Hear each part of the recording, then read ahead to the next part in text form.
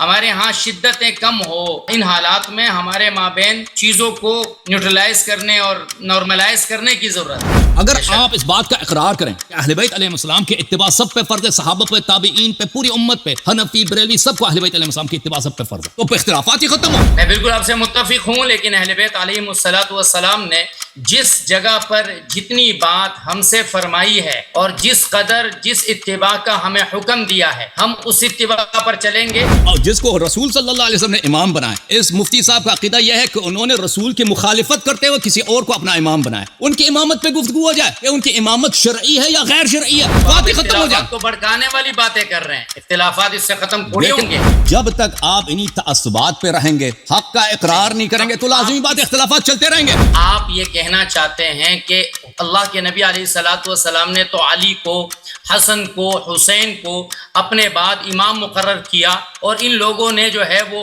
ابو بکر کی خلافت، عمر کی امامت، عثمان کی امامت قبول کر کے نعوذ باللہ جو ان کو امامت ملی تھی اسی میں خیانت کی ہے۔ آئیے گفتگو کرتے ہیں کہ رسول اللہ صلی اللہ علیہ وسلم نے کیا شیخین کو امام بنایا ہے یا مولا امام علی علیہ السلام کو امام بنایا؟ اختلاف ہی ختم ہو جائے، دو شیعہ سنی کا جھگڑا ہی ختم ہو جائے، فیصلہ رسول کر دیں۔ اللہ کے رسول نے جو فرمایا اور اہل بیت علیہم الصلوۃ والسلام نے اپنی پوری زندگی جو عمل کر کے دکھایا، ایک بات نہیں، سکے کے دونوں رخ دیکھے جائیں گے۔ اسی پہ گفتگو ہو جائے، شرائط آپ کے، پلیٹ فارم آپ کا، آپ اپنا ماڈریٹر لے کے آئیں، دو موضوعات پر سکے کے دونوں طرف۔ پہلا یہ ہوگا کہ کیا رسول اللہ صلی اللہ علیہ وسلم نے اہل بیت علیہ السلام کو امام بنایا یا نہیں بنایا، پھر اس کے بعد کیا اہل بیت علیہ السلام نے ابو بکر، عمر، عثمان کی خلافت کو تسلیم کیا ہے؟ میں کسی صحابی کی شان اقدس میں کوئی بھی لفظ ایسا جو ان کی شان سے کم ہو وہ سننے کا مدعا نہیں ہو۔ آپ ان 72 فرقوں میں سے ہیں جن کے متعلق رسول صلی اللہ علیہ وآلہ وسلم نے واضح طور پر کہہ دی کہ آپ اہل نجات میں سے نہیں ہیں۔ دلیل کیا ہے؟ انی تارک فیکم من ان اخذتم به لن تذلوا بعدی ابدا، کتاب اللہ و عترتی اہل بیت۔ حدیث کی حفاظت کا جس قدر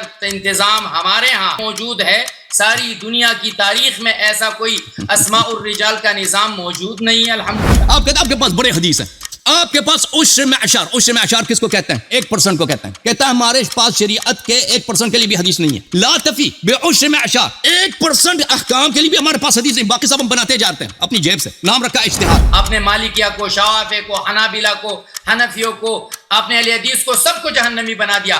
وہ شیخ صاحب، جب رسول پاک صلی اللہ علیہ وسلم نے فرمایا کہ پوری امت جہنمی ہے سوائے ایک فرقے کے، ٹھیک ہے نا، اور رسول صلی اللہ علیہ وسلم نے نشانی بتا دی کہ میں آپ سے ٹیسٹ میچ کھیلنے آیا ہوں، آپ مجھ سے T20 کھیلنا شروع کریں، میں آپ سے T20 کھیلنے آیا ہوں، مجھے ون ڈے کا جو ٹاسک کروا دے کہ 50 کی 50 اوور کھیلے۔ آپ نے فرمایا تھا کہ آپ کی کتابوں میں غیبت کا حوالہ نہیں ہے، عرض یہ ہے کہ آپ کی کتابوں میں کچھ بھی نہیں ہے۔ شیخ صاحب، آپ اتباعی کرتے ہیں اہل بیت علیہ السلام کے منکرین کے اور اپنے دشمنوں کے، اور کہتے ہیں جی تانا ہمیں دیتے ہیں کہ ہماری کتابوں میں حدیث نہیں ہے، وجہ سے لالب سمجھ آئیے نا۔